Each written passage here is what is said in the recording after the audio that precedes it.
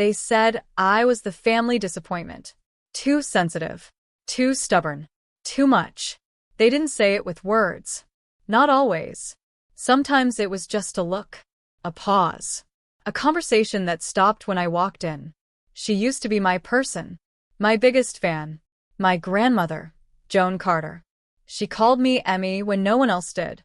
She was the first person to put a book in my hands. But years later, when I placed my own book in her hands, she refused to turn a single page. You see, they rewrote my story before I had a chance to live it, decided who I was, what I should be, what I should never say out loud. It wasn't failure. I keep telling myself. It was something bigger, just not visible yet. I never imagined she'd come back. Not after everything. Not after the silence. But that day. The day I held a pen in my hand, sitting behind a table with my name on a banner above me. She walked in. My throat tightened like it used to before piano recitals. Except this wasn't a recital. This was my life.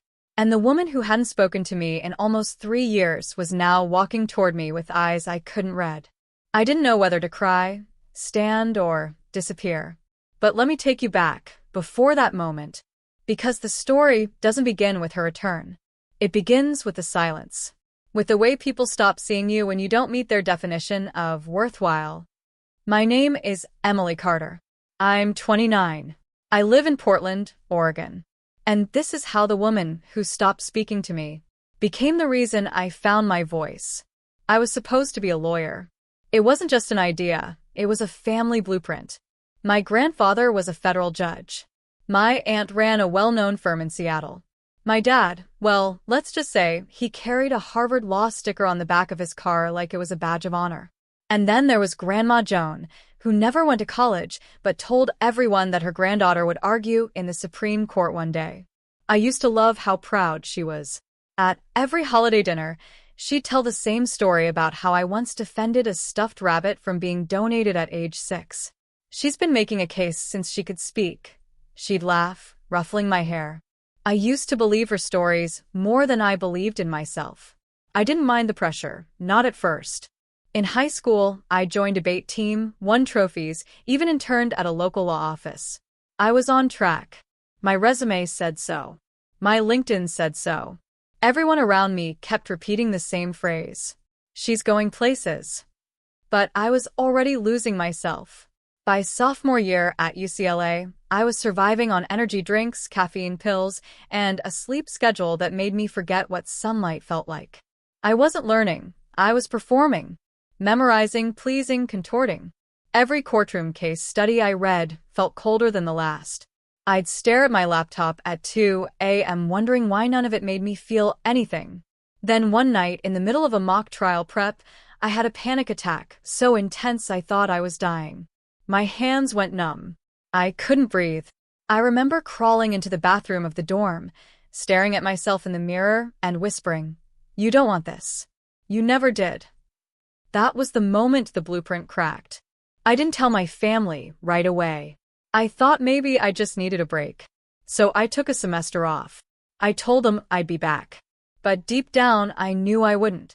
I spent those months writing. Not legal memos or essays, just stories. Small pieces of fiction. Sometimes a poem. Other times, just descriptions of places that existed only in my head. It was quiet. Unremarkable. But I felt more alive sitting in a corner cafe with a blank notebook than I ever did in a lecture hall filled with future lawyers. Then came the phone calls. First it was my mom. "Your dad's worried. Are you okay?" Then Grandma Joan. "So, what's next? A novel about your feelings?" I laughed. Nervously. But she didn't. She just said, "Don't waste your mind, Emily. We don't get many smart women in this family." I wanted to explain that this wasn't wasting. That writing made me feel seen. That it helped me survive. But instead, I nodded, said I'd think about returning, and hung up. The holidays came, and I wasn't invited. They said it was a small gathering. I saw the photos on Facebook, 20 smiling faces, and a banner that read, "Home for the holidays." Grandma had always knitted stockings for each grandchild. Mine wasn't there that year. People said things like, She's just figuring herself out. She'll come back around. We don't talk about that anymore. I became a silence in my own family. I published a short story in an online magazine. No one mentioned it. I wrote a piece about intergenerational pressure, under pseudonym. It got shared thousands of times. Still, not a single call from home. At first, it broke me. Then I got used to the quiet. I started renting a small basement studio in Portland. Nothing fancy, just 4 walls, a desk, and a window that sometimes let in enough light to feel like hope. It wasn't glamorous. It wasn't the life I was supposed to have. But for the first time, it was mine. And the world didn't clap. They didn't even notice. My studio smelled like old books and fresh coffee. It wasn't much, but it felt like the first place that didn't ask me to be someone else. No framed diplomas, no comparison charts. Just shelves filled with dog-eared novels, half-used journals, and quiet. I got a part-time job at the local library, mostly shelving, helping with community reading programs. I told myself it was temporary. But on my 3rd week, something happened that made me realize maybe it wasn't just a job. Her name was Doris, 84 years old. She wore a purple knitted beret and walked with a cane she called Charlie. She wandered into the library's tech help session one rainy afternoon, looking both determined and deeply annoyed. I offered her a seat and asked what she needed. "This machine hates me," she muttered, tapping the side of an ancient laptop she pulled from her floral tote bag. "Won't show me my grandson's wedding photos. My daughter sent them, but I can't find the blasted email." I sat beside her, opened the browser, and gently showed her how to log in and open attachments. Within minutes, the photos appeared, grainy but full of joy. A bride, a groom, a dance floor. Doris froze, tears welling behind her glasses.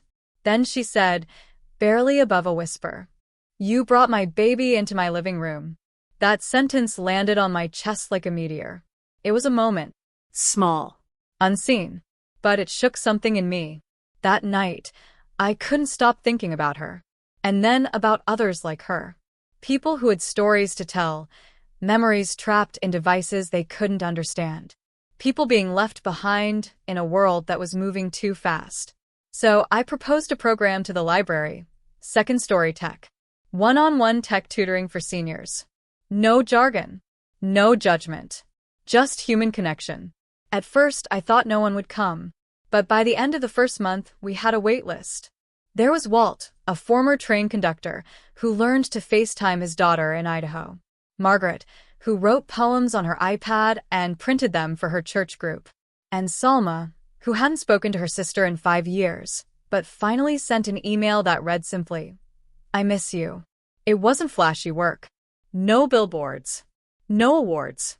But every Tuesday and Thursday, that library conference room turned into a bridge between generations. In between sessions, I wrote short essays about the people I met, little vignettes, stories where no one was famous, but everyone mattered. I submitted one to a small literary journal. They published it. Then another. And another. No one in my family knew. And I didn't need them to. Not then. One afternoon, after helping Doris upload a video of her great-granddaughter's ballet recital, she turned to me and said, "You're not just helping us use machines. You're making us feel like we're still part of the world." That line became the title of my book. It took me a year to write it. It wasn't about tech, not really. It was about people like Doris. And me. And what it means to be forgotten and then remembered. When I submitted the manuscript, I expected a polite rejection. Instead, I got a book deal with a small independent press in Seattle. They called it tender and brave. I called it terrifying. When I held the first copy in my hands, I cried so hard I couldn't even read the dedication. I wrote it to all the voices who were never heard. And one voice in particular, one that had gone silent in my life. It reads simply, "For Grandma Joan, who taught me to love stories." Even when she stopped reading mine. It didn't make headlines. But it mattered. The book came out in spring. No major fanfare. Just a soft launch, a modest press release, and a simple email to subscribers of the publishing house. But within 2 weeks, something shifted. Book clubs started reaching out. A retirement community in Maine ordered 40 copies and invited me to speak via Zoom. A librarian in Kansas sent me a handwritten letter. Your book helped us start a tech mentoring group. The seniors here say they feel seen. Reviews trickled in, quiet, thoughtful, deeply personal. Not from critics, but from people. Readers. The kind of readers I always dreamed of reaching. Our library's program, Second Story Tech, doubled in size. We added weekend sessions. A local tech company donated tablets. I trained 5 volunteers and gave a talk at the state library conference. We were onboarding nearly 1,200 seniors per month in Oregon alone. One of our flyers even ended up on a national newsletter for aging and accessibility. An advocacy group reached out. They asked me to consult on a national initiative for digital literacy.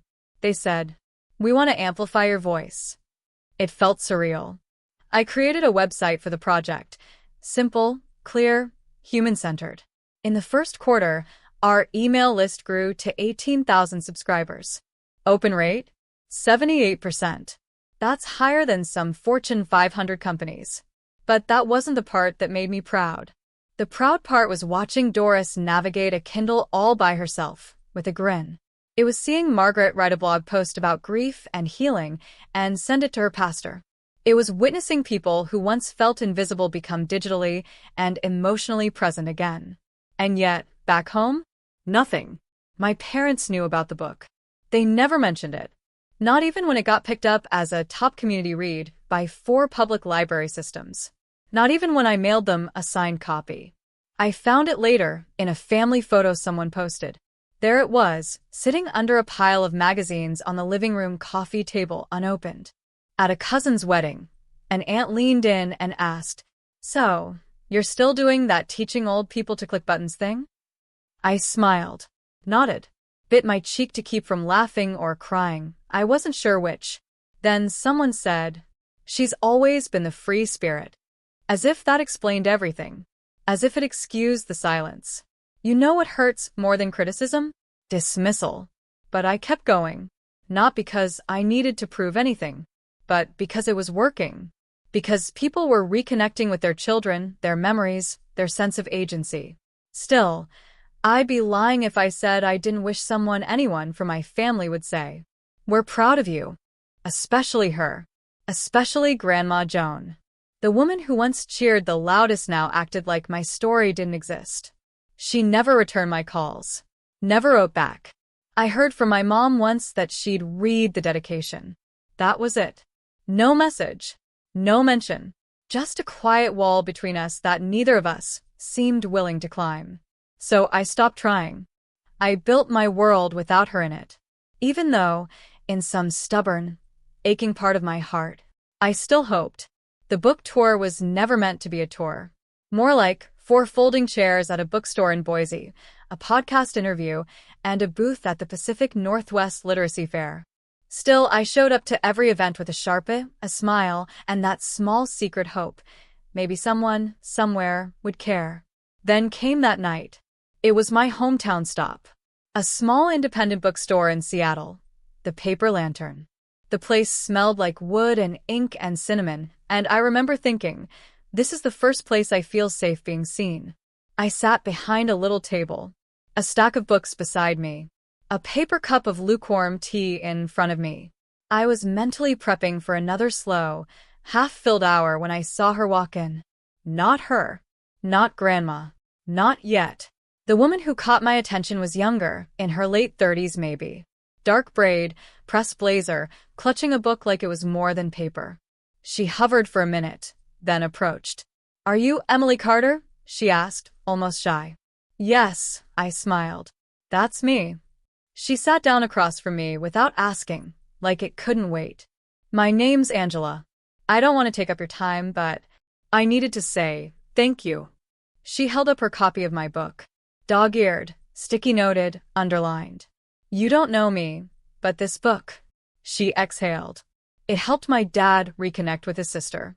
They hadn't spoken in almost a decade. He read your chapter about Salma and that email she sent. It pushed him to send his own. Now they call every Sunday. My hands froze.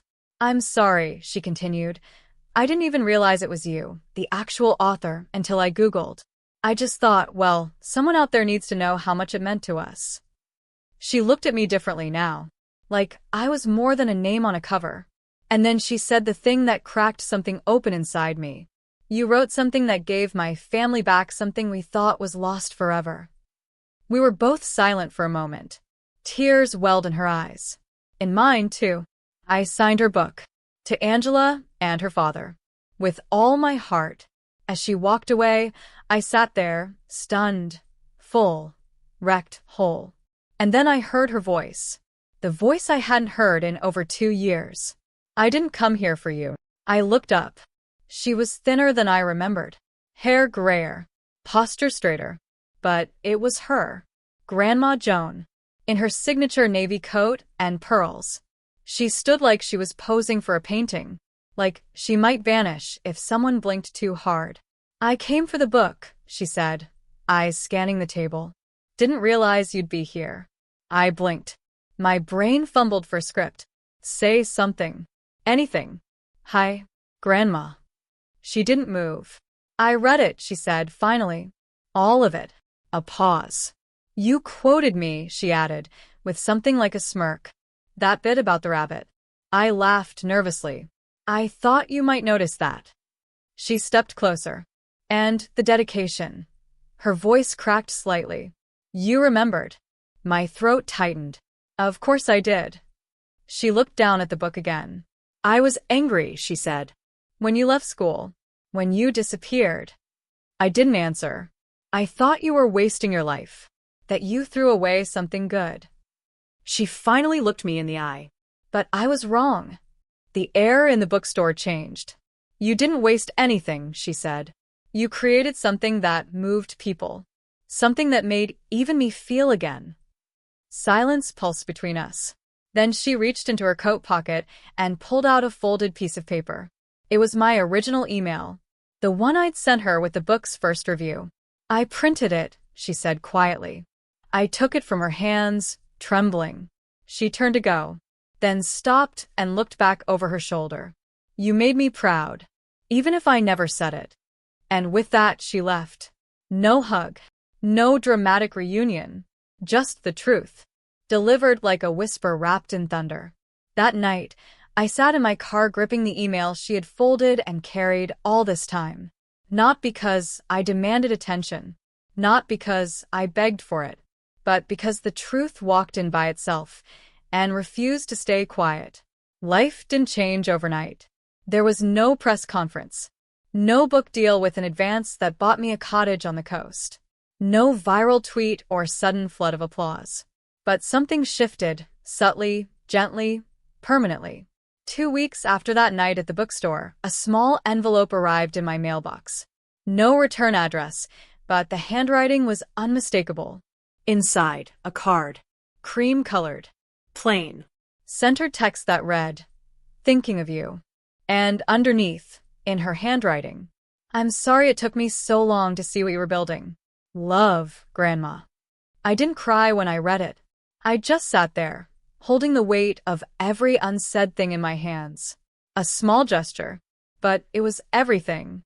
Later that month, my mother called. Not to apologize. Not to relive the past. Just to talk. She asked what I was working on.